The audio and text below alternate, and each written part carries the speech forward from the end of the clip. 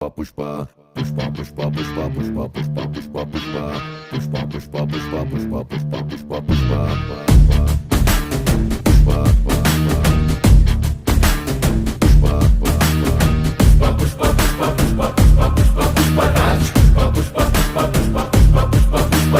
ಗಡ್ಡ ಹಂಗೆ ಸವರುತ್ತಿದ್ರೆ ದೇಶವೇ ಹೆದರಿತ್ತಂತೆ